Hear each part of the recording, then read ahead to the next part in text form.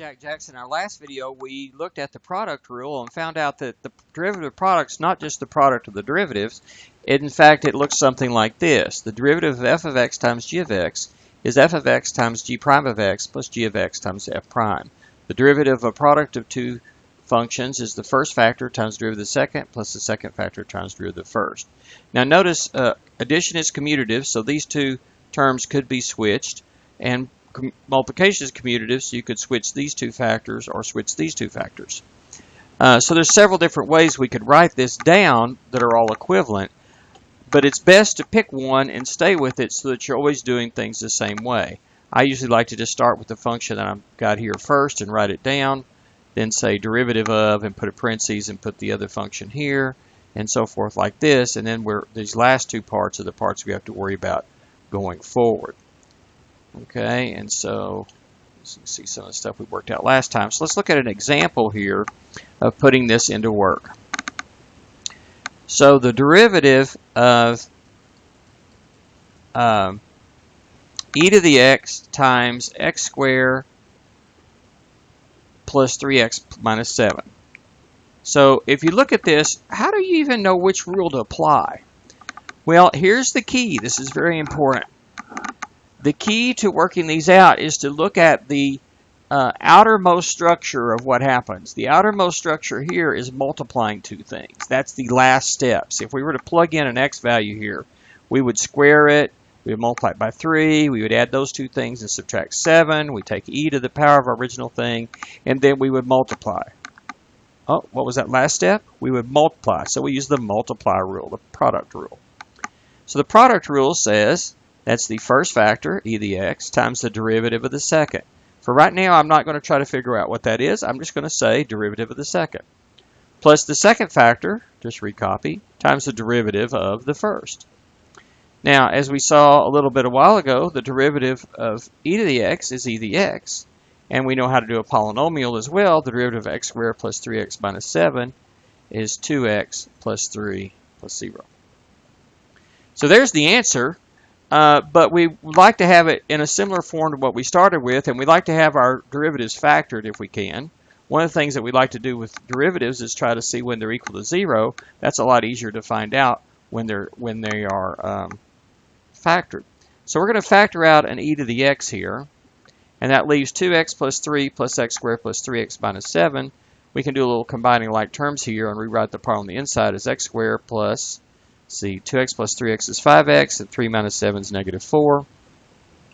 So we'll leave it like that. If that would factor nicely on the polynomial, I would probably do that as well. Had that been a plus 4, I think we could have factored it pretty nicely, but not so much the way it is. So I'm going to leave that in that form. Okay, take a minute to study that. If you need to, pause and take a look at it. And then I'd like you to go on and try this exercise here that's very similar. Okay, so work this one out yourself and come back when you think you have an answer. Press pause now.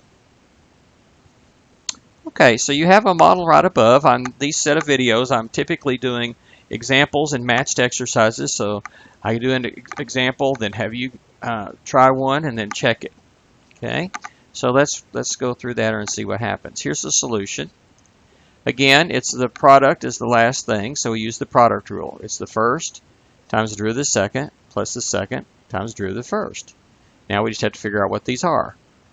That comes down, this comes down. We just have to do these two derivatives. This derivative is 8x plus 6 plus 0. And the derivative of 3 to the x is 3 to the x times the natural log of 3. All right, well, they both have a 3 to the x, so I pull that out front. And I have 8x plus 6 plus the natural log of 3 times that.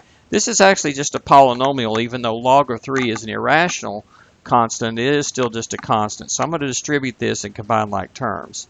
So the only x squared term we have is 4 times the natural log of 3 times x squared. And the x terms, we have an 8 plus 6 times the log of 3. So that's the coefficient of the x. And the constants, we have a 6 plus a negative 5 log of 3, and so that's the constant term here. So we have a polynomial with some irrational coefficients and times an exponential.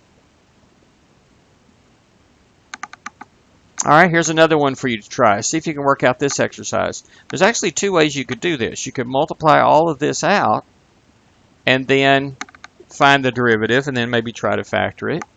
Or you could use the product rule. Since we're trying to practice the product rule here, why don't you use the product rule to work it out? Come back when you're ready. Pause now. Okay, so if we use the product rule, that's the first times the derivative of the second plus the second times the derivative of the first. This part here, the derivative is 6x plus 5. This part, the derivative is 15x squared minus 7. Now, if we wanted to, we could multiply this out, combine like terms, and work that out. At this point, that's not really what I had in mind for us to do, practice all that algebra, although we could do that. If you were to multiply all this out and combine like terms, you should get the same thing as if you were to multiply it out at the beginning and then do the derivative. You should get to the same point at the end.